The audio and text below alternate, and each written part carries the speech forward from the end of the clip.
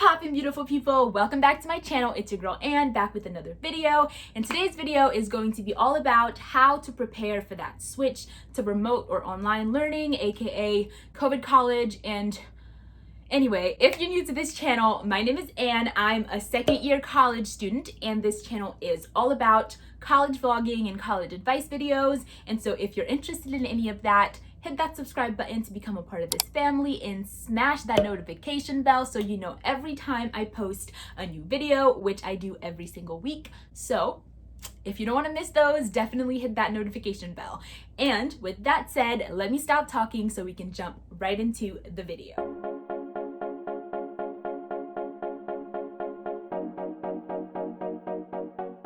So let's start with communications and connections. Now, normally when you're in class in person, it's so much easier for you to get to know your classmates and your peers, and that way you can form study groups or even find a study buddy. But now that everything's remote and online, I feel like it's just a lot weirder, because it's like, who's gonna be on a Zoom call and they're just gonna be like, hey everybody, give me your phone number so we can whatever.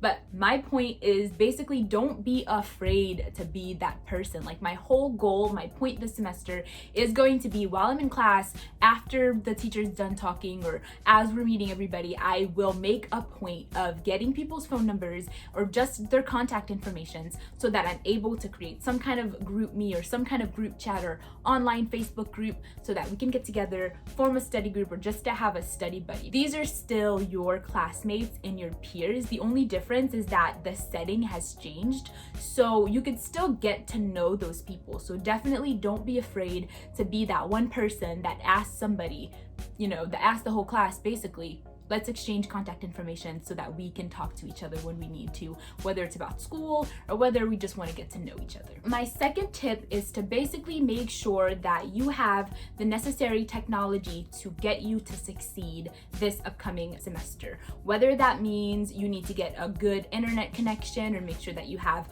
a good set of headphones with a good microphone that you can use so that you can participate properly in your classes, do what you got to do. And I know for some of us, this might be a lot easier said than done, but it's definitely a good idea to make sure that you're prepared in that way. And I know that for some of us, we may also have to download some kind of lockdown browser so that we can be prepared to take tests and quizzes when we have to do those. So definitely make sure that you have all of that stuff installed and you're ready to go once the semester starts. And if all else fails, then definitely reach out to your schools or your college's tech help, because they might be able to walk you through the things that you need to get, the things that you need to download so that you can have a successful semester.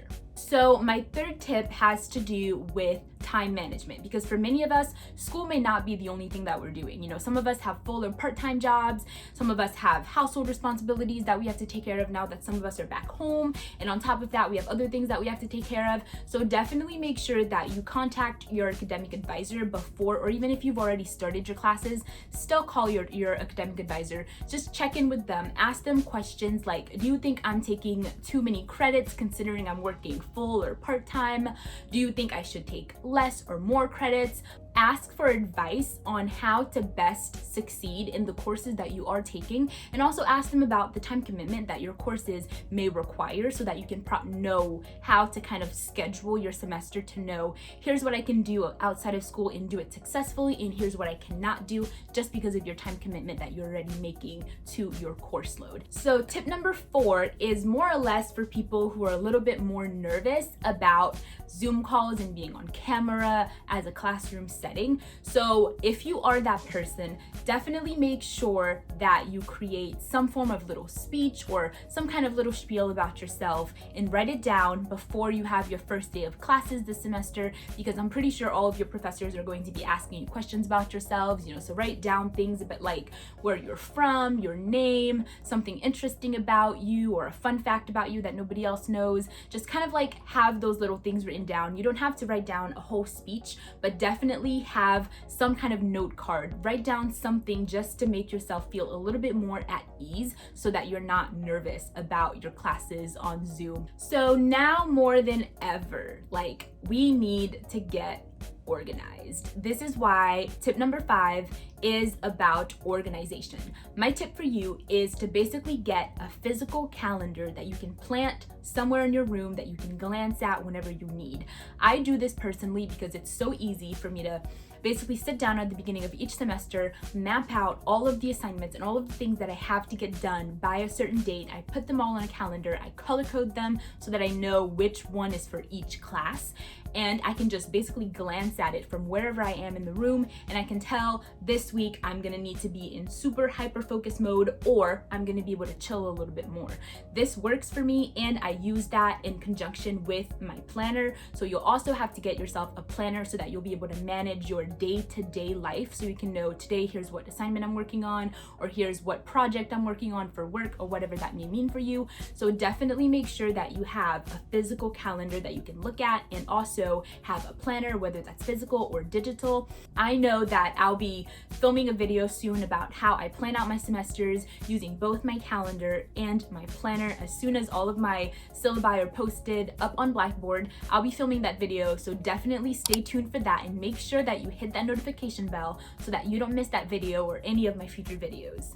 So tip number 6 is for you to try and find or create a study space for yourself. Now, depending on where you are, this might be easier said than done, but I highly recommend that you do not try to study or do anything that's work related on your bed or on your sofa, your couch, where you relax and you watch TV. If you tend to do this, I recommend you drop that habit. And after you're done watching this video, click on this one to watch where I discuss 10 different habits that you definitely have to drop if you want to be a highly productive person or just a highly productive college student. But back to my point, make sure that you are able to find a place that you can dedicate to study so that your brain and body just knows when you're in the space, you're in study mode, and there's like no excuse for distractions, no excuse for falling asleep, and definitely no excuse for yawning and falling asleep. So that's my tip.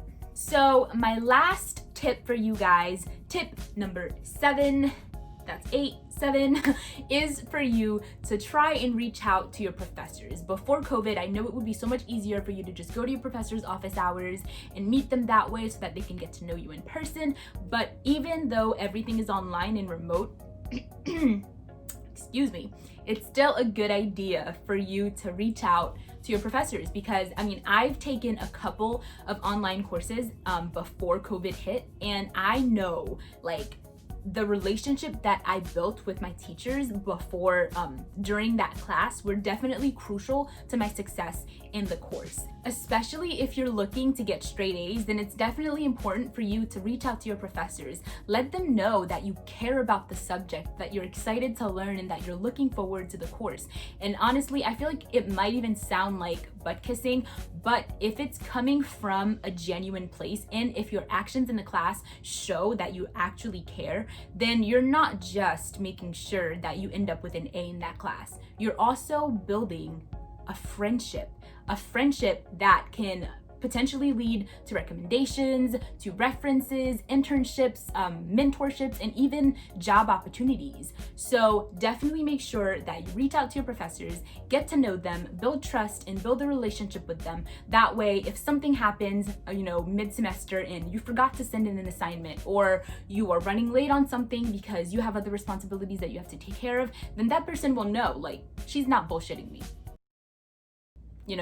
It's the truth, because I know the person's work ethic. I know that they care about the class, they care about the subject, so they'll definitely give you and cut you some slack.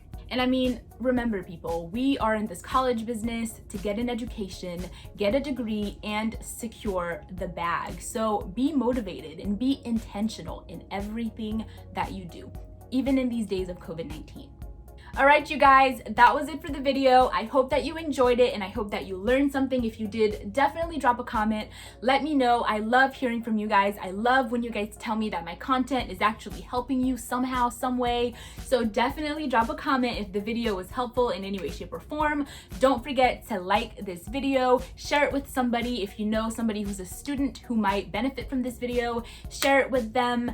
Definitely subscribe if you have not subscribed, and I will see you guys in the next video. Thank you so much for watching.